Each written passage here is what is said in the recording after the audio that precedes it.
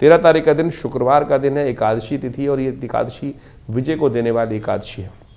बंद रास्ते, लगातार कॉन्फ्लिक्ट चल रहा है, झगड़ा चल रहा है, और ऐसे में ये योग आपकी राशि में बनकर तैयार है जो विजय देने की स्थिति उत्पन्न करते दिखाई दे रहे हैं। तो ऐसे में ग्रह नक्षत्रों के दृष्टिकोण से आपको समझ लेना चाहिए ये आगे इनिशिएट करने का रास्ता है। कई बार क्या होता है कि हम समय का इंतजार करते रहते हैं और आगे बढ़ने से डरते हैं। ये समय ऐसा है, कदम आगे बढ़ाइए, चीज़ों को पॉजिटिव तरह से लो और बिल्कुल चीज़ें आपके लिए बहुत अच्छे योग बना के तैयार करेंगी। भगवान राम जब रावण के साथ युद्ध करने के लिए तैयार हुए तो महर्षि अगस्त ने ये उपाय उनसे कराया। इसी तिथि में, जो तिथि है विशेष तौर पर समझ लें, फाल्गुन मास के कृष्ण पक्ष की जो एकादशी तिथि है, जिसको विजय एकादशी कहा जाता है। आप भी समझ लीजिए क्या रहस्य है, उपाय कर लीजिए। विजय एकादशी का शास्त्र में बहुत पुण्य कहा गया है।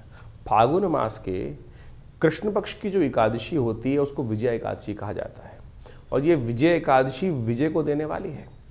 जीवन में कई बार अनेक प्रकार के कष्ट चल रहे होते हैं और हर कोई चाहता है कि संसार में हम विजय प्राप्त करें।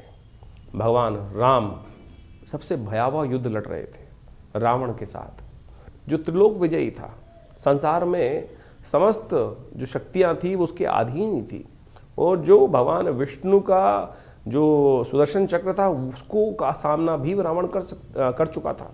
ऐसे में कहा जाता है भगवान राम और रावण का जब युद्ध हुआ तब भगवान राम ने इस विजय एकादशी के दिन शास्त्र के दृष्टिकोण से, महर्षि अगस्त के अनुसार से, भगवान राम ने भी विशेष एकादशी का व्रत किया था, शक्ति की उपासना करी थी।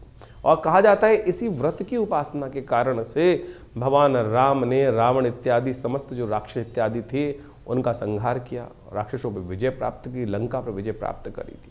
तो ये अद्भुत मुहूर्त है शास्त्र के दृष्टिकोण से। स्कंद पुराण में इसके ऊपर बहुत वर्णन, बृहद वर्णन मिलता है। आपके जीवन में भी कई बार युद्ध चल रहे होते हैं, कई मुकदमे चल रहे होते हैं।